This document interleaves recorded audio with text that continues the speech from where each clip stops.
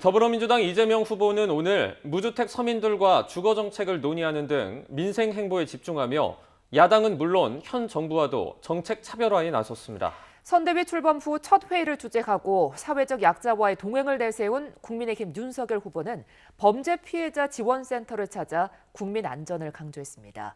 국회 취재기자 연결합니다. 김태민 기자. 네, 국회입니다. 네, 이재명 후보 오늘도 민생에 방점을 둔 행보를 이어갔죠. 네, 그렇습니다. 이재명 후보는 오늘 오후 무주택 서민들과 함께 주거 사각지대를 주제로 간담회를 가졌습니다. 청약제도 등 현재 부동산 정책 전반에 대해 쓴소리를 듣고 함께 해법을 고민하겠다는 취지였는데요. 이 후보는 주택 시중 가격이 높아져 청약 경쟁이 치열해졌고 그 여파로 청년들에게 어려움이 있다며 제도 개선 필요성을 강조했습니다. 들어보겠습니다. 신혼부부와 청년들에게 30% 물량을 배정해서 추첨한다 라고 하는 제도를 도입했는데 이걸로 완전히 문제가 해결되지는 않겠죠. 또 오늘은 여러분들이 겪고 있는 현장의 문제들을 좀 저도 한번 들어보고 또 여러분들 제안도 좀 반영하고. 이처럼 이 후보는 어제 소상공인 지원 부족 문제를 날카롭게 지적한 데 이어 또 한 번 민생 문제에 집중하면서 현 정부와 정책 차별화에 나선 모습입니다. 이에 앞서 오전에는 서울대 학생들과 함께 경제를 주제로 소통하는 강연에도 참석했는데요. 자신이 생각하는 경제에 대한 관념과 대선 후보로서 추구하는 정책 방향에 대해 허심탄회하게 의견을 주고받으면서 열띤 토론을 벌였습니다. 이 후보의 말 들어보겠습니다. 사실 경제는 정치죠. 근데 마치 통계나 경제 이런 것들이 진리인 것처럼 얘기하는 경우가 있는데 제가 본 경제는 진리나 과학이 아니고 정치입니다. 정치이자 의견입니다. 가치죠, 가치. 또 오후에는 선대위 개편에 발맞춰 전국 시도당 위원장들과 함께 지역 조직과 선거운동 혁신을 논의했습니다. 저녁에 예정이었던 유튜브 라이브 소통 행사는 한 주 뒤로 미뤄졌습니다. 네, 선대위 출범 후 첫 회의를 주재한 윤석열 후보, 약자와의 동행을 내세웠다고요? 네, 어제 대대적인 출범식과 함께 선대위를 띄운 윤석열 후보는 오늘 오전 국회에서 첫 회의를 주재했습니다.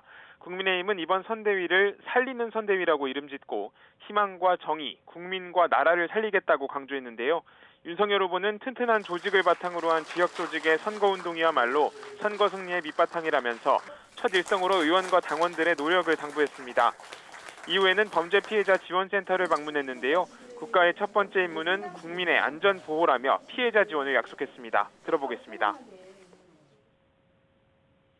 국가의 가장 기본적인 임무인 범죄의 예방과 또 이 피해자의 재기와 이 극복을 위해서 많은 그 지원과 투자를 하겠습니다.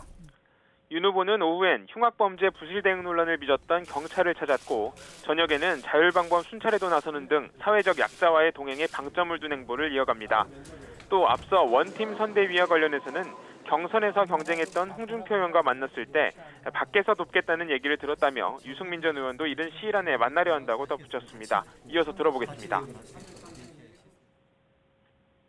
밖에서 도와주시겠다고 하고 그래서 아주 조금 더 어쨌든 이 정권 교체의 대장정에 다 우리 당의 중견 원로시기 때문에 참여해서 그래도 기여를 하시지 않겠나.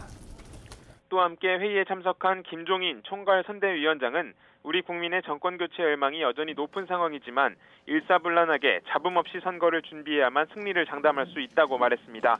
그러면서 지난 4.7 재보궐선거에서 나타난 민심 향배를 그대로 굳힐 수 있도록 깊은 검토와 정책 개발이 필요하다고 주문했는데요. 이와 함께 금태섭, 정태근 전 의원 등 김 위원장 측근 인사들도 속속 선대위에 합류하면서 본격적인 김종인 체제에 시동을 걸었습니다. 지금까지 국회에서 YTN 김태민입니다.